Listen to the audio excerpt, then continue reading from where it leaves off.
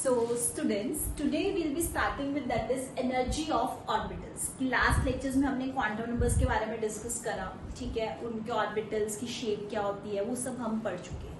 अब बेसिकली उन ऑर्बिटल्स की एनर्जी क्या है, वो इलेक्ट्रॉन को फिल कैसे करेंगे उसके बारे में हम देखेंगे। तो अगर हम सिंपल हाइड्रोजन एटम के लिए देखें तो 1s फिर 2s और 2p की सेम होगी, 3s 3p 3d की सेम होगी and 4s 4p 4d 4f की एनर्जी सेम होगी। जिन ऑर्बिटल्स की एनर्जी सेम है उनको हम बोलते हैं डीजनरेट ऑर्बिटल्स। दैट मीन्स इनकी एनर्जी क्या है, सेम है, ठीक है। एनर्जी का ऑर्डर आपको पता होना चाहिए s p d n f। ये तो हाइड्रोजन एटम के लिए बात है। अगर मैं मल्टी इलेक्ट्रॉन एटम के लिए बात करूं तो उसके लिए यू मस्ट बी नोइंग कि शील्डिंग इफेक्ट क्या है। बेसिकली जो न्यूक्लियस का आउटर मोस्ट इलेक्ट्रॉन के साथ इंट्रैक्शन है वो कम है। क्यों? क्योंकि उसके अंदर बीच में और भी इलेक्ट्रॉन्स आ रहे हैं जो उसको शील्ड कर रहे हैं, ठीक है। जो बाहर वाला जो इलेक्ट्रॉन है उसको शील्ड कर रहे हैं, उसको प्रोटेक्ट कर रहे हैं, उसके बीच में आ रहे हैं। तो न्यूक्लियस बाहर वाले के साथ इतना इंट्रैक्ट नहीं कर पा रहे, ठीक है। देन आपको एक चीज पता होनी चाहिए कि जब भी आपने एनर्जी डिसाइड करनी है कि उस ऑर्बिटल की उस लेवल की एनर्जी क्या होगी, तो उसमें दोनों फोर्सेस रोल प्ले करती हैं, अट्रैक्टिव भी और रिपल्सिव भी। क्लियर है? फिर आपको एक n+l रूल पता होना चाहिए जो डिसाइड करेगा किस लेवल की एनर्जी ज्यादा है, किसकी कम है, ठीक है। मान लीजिए आपके पास एक है 3p और एक 4s, राइट। अब n+l यानी इसका n क्या है, 3p है तो l क्या होगा 1, 3 + 1 आ गया 4। 4s में n4 s0 क्या आ गया 4। अब यहाँ पे n+l सेम आ गया। अब हम कैसे चेक करें किसकी एनर्जी सेम है? तो ऐसा केस जब हो जब n+l रूल क्या है, कह लो कि हमें ना बता पाए कि एनर्जी क्या है, तो हम कहाँ पहुंचेंगे, n के पास। फिर हम देखेंगे कि n कौन किसका n बड़ा है। इसके पास n जो है वो 3 है, इसका n जो है वो 4 है। इसका n बड़ा है तो इसका मतलब इसकी एनर्जी क्या होगी, ज्यादा होगी। तो आपको n+l रूल जो है, जैसे मान लो अगर मैं यहाँ पे ये ले लूं 2s और 3p, n+l n+l, इसका n2 आया, सॉरी n+l निकाल लिया ना, इसका n2 आया, इसका 4 आया, तो किसकी एनर्जी ज्यादा है? ऑब्वियसली इसकी एनर्जी ज्यादा है। जिस केस में n+l सेम आ जाए आप कहाँ पहुंचोगे, n के पास पहुंचोगे डिसाइड करने के लिए, ठीक है। देन आपके पास क्या है, आपको एक पॉइंट याद रखना है हमेशा कि जो energy of orbital in same subshell decreases with increase in atomic number. क्या मतलब है, एग्जांपल से समझते हैं। मान लीजिए मेरे पास लिथियम है, atomic number you know it's 3, sodium है, atomic number you know it's 11। अब इलेक्ट्रॉन मैंने ना आपको कॉन्फ़िगरेशन फिल करके दिखा दी है। करनी कैसे वो आगे मैं आपको इलेक्ट्रॉन डिस्ट्रीब्यूशन में प्रिंसिपल्स पढ़ेंगे तब ज्यादा क्लियरली बता पाऊंगी, ठीक है।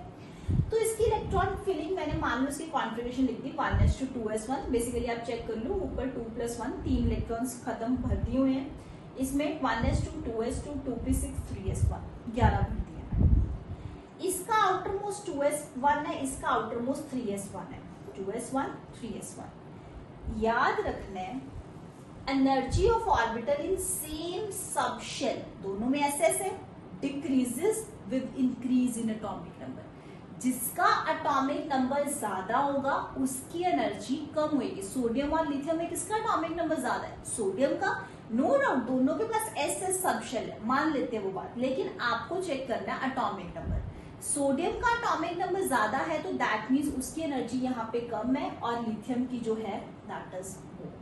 तो ये एक पॉइंट है जो आपको दिमाग में रखना है कि with the increase in atomic number उसकी जो एनर्जी है ऑफ द सेम सबशेल वो भी क्या कर जाएगी, डिक्रीज कर जाएगी, ठीक है।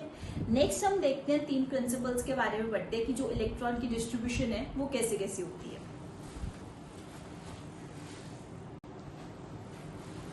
So students we were talking about electron distribution. तो हमने बोला था अभी लास्ट की प्रिंसिपल्स होते हैं कुछ जिस बेसिस पे हम इलेक्ट्रॉन्स को डिस्ट्रीब्यूट कर सकते हैं, ठीक है। तो जो पहला प्रिंसिपल हमारे पास है दैट इज अफबाउ प्रिंसिपल।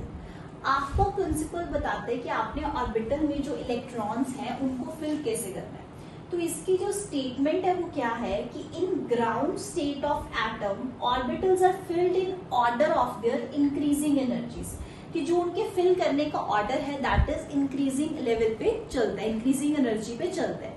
तो उन्होंने हमें एक ऑर्डर दे दिया 1s 2s 2p 3s 3p 4s 3d।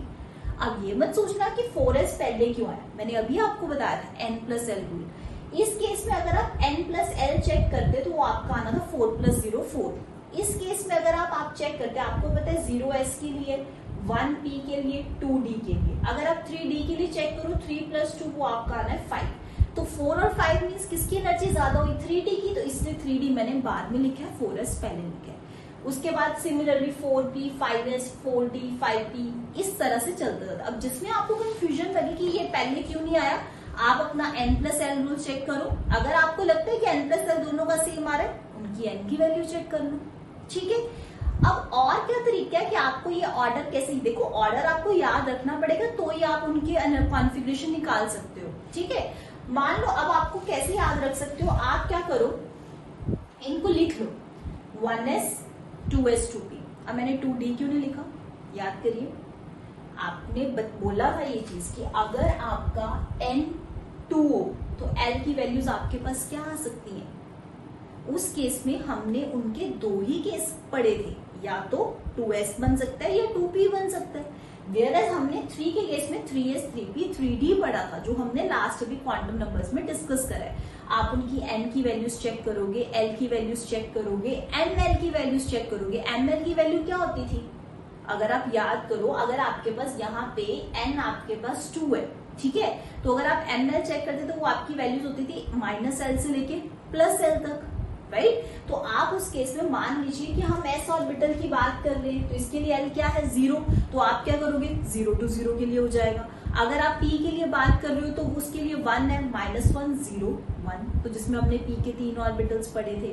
तो पॉइंट ये है कि आपको वहां क्वांटम नंबर से ये सारी कहानी क्लियर होनी चाहिए कि 2s से 2s और 2p रहेगा, 3s में 3p 3d रहेगा, 3f नहीं आएगा, 4 से आगे 4f स्टार्ट हो जाएगा, 5f ये सॉन चलता जाएगा। एरो मार्क करने 1s 2s ये डायगोनली आपने चलना है, तो जहां से आपका शुरू हुआ 1s, फिर 2s, फिर क्या आ रहा है 2p 3s, फिर 3p 4s, वैसे वैसे आप लिखते चलो, ठीक है। तो ये आपका एक अनदर वे ऑफ लर्न करने का है कि आप इसको इस तरीके से भी याद रख सको, लेकिन लॉजिक जरूर पता होना चाहिए कि अगर यहाँ पे 4s 3d से पहले आया तो क्यों आया, तो उसका लिए कौन सा रूल है, n+l रूल है, ठीक है। देन आपके पास नेक्स्ट आया पॉली एक्सक्लूजन प्रिंसिपल। उसने क्या बोला कि कोई भी दो इलेक्ट्रॉन्स जो हैं उनका सेम क्वांटम नंबर नहीं हो सकता। Can no two electrons in an atom can have same quantum number, ठीक है। तो उन चारों में से कोई तो वेरी करेगा ही करेगा। जैसे मोस्ट ऑफ द टाइम्स जैसे अगर सेम ऑर्बिटल की आप बात कर रहे हो, p की बात कर रहे हो, 2p में ही 2 इलेक्ट्रॉन है, तो मैंने पहले भी डिस्कस करा, उसमें आपके पास जो चीज वेरी कर सकती है वो स्पिन कर सकती है। एक की स्पिन अपवर्ड होगी तो दूसरे की स्पिन डाउनवर्ड होगी, ठीक है। और इसका क्या कहना है कि only 2 electron can exist in a same orbital, और उनकी जो स्पिन आपको दिख गया क्या होनी चाहिए, ऑपोजिट। अभी बात करें तो कहता है मैक्सिमम नंबर ऑफ इलेक्ट्रॉन्स जो आप किसी भी शेल के अंदर भर सकते हो वो उसका फॉर्मूला है 2n²। अब मान लीजिए आपके पास ये s शेल है, ठीक है। मान लो आपको यहाँ पे क्या करना है, फिल करना है, तो s के अंदर आप मैक्सिमम 2 इलेक्ट्रॉन भर सकते हो। और आपको स्पिन चेक करो, मैंने एक का अपवर्ड भरा, एक का डाउनवर्ड भर दिया। अगर आपके पास n1 है, मतलब k शेल की बात हो रही है, मतलब उसका एक ही सब शेल है, L वही बोला था ना, जितना सब शेल वही होता है जितना उसका L है, ठीक है। देन आपके पास L 0 है, N1 K शेल है, L इसके लिए आपके पास क्या है 0 0 मीन्स यानी कि बात हो रही है 1s की 2n। तो मतलब क्या मतलब हुआ कि 1s में मैक्सिमम इलेक्ट्रॉन कितने भर सकते हो, 2 ही भर सकते हो। अगर मान लो आपके पास N2 आ रहा है, ठीक है। अब इसकी जो L की वैल्यू है वहां पे लाइक अगर मैं P की बात कर रही हूँ तो P के लिए आपके पास 3 होंगे, उसके अंदर आप 1 2 3 4 5 टोटल 6 भर सकते हो। मतलब P के अगर ये 3 है, जैसे ये PX है, ये PY और PZ है, ठीक है, तो एक के अंदर आप 2 ही मैक्सिमम भर सकते हो। और भरने भी इस तरीके से कि दोनों की स्पिन जो होनी चाहिए वो ऑपोजिट होनी चाहिए, ठीक है। ये आपने देखा P में 6 हो सकते हैं। अगर हम बात करें D की तो D में टोटल 5 होते हैं, 1 2 3 4 और ये 5, तो हर एक में 2 भर सकते हो, तो 5 हो तो मतलब टोटल आप 10 भर सकते हो, ठीक है। तो ये बात हमें किसने बताई, पॉली एक्सक्लूजन ने बताई कि अगर आपने एक में 2 इलेक्ट्रॉन भरने हैं तो भाई वो आपने ऑपोजिट स्पिन से भरने हैं। ये है कि आप दोनों इलेक्ट्रॉन ऐसे भर दो तो भाई फिर तो दोनों इलेक्ट्रॉन सेम डायरेक्शन में तो बहुत ज्यादा रिपल्शंस हो जाएंगे, ठीक है। फिर उसके बाद हंट्स रूल ऑफ मल्टीप्लिसिटी आया, उसने बोला कि अगर आपने किसी इलेक्ट्रॉन की पेयरिंग करवानी है ऑर्बिटल के अंदर, वो आप तब तक पेयरिंग नहीं करवाओगे जब तक आपके सारे ऑर्बिटल सिंगली फिल्ड ना हो जाए।